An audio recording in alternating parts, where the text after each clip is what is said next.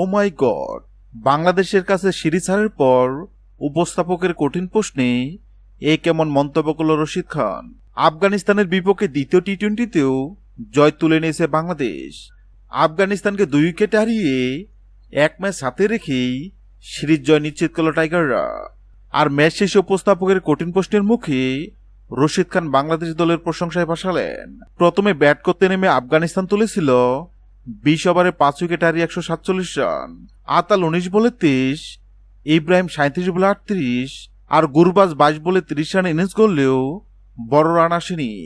শেষ দিকে নবীর 12 বলে 20 রানের জড়ো ইনিংসে লড়াইয়ের পুঁজি পায় আফগানরা। বাংলাদেশের হয়ে রিশাদ হোসেন 2টি, শরীফুল ইসলাম 1টি উইকেট সহ বোলাররা ছিলেন দারুণ উজ্জ্বল। জয়ের লক্ষ্যে ব্যাট করতে নেমে শুরুতেই 2 ওপেনার তানজিম তামিম ও ইমন দ্রুত বিদায় নেন। চাপের মধ্যে দাঁড়িয়ে যান শামীম হোসেন ও জাকির আলী। শামীম খেলেন 22 বলে 33, জাকির 25 বলে 32 রান করেন।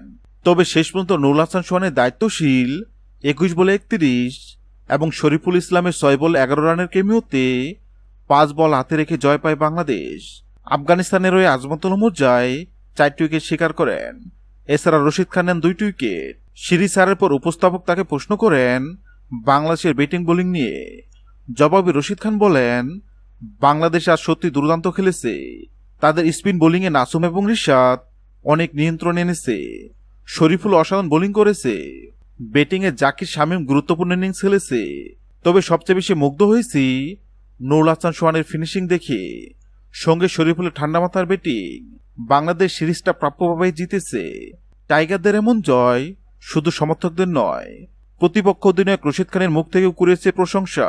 হ্যাঁ দর্শক, আজকের ম্যাচে নুরুল হাসান সোহানের ব্যাটিং আপনার কাছে কেমন লেগেছে অবশ্যই কমেন্ট করে জানাবেন। ভিডিওটি ভালো লাগলে লাইক দিবেন এবং সাবস্ক্রাইব আমাদের চ্যানেলের সঙ্গে থাকবেন।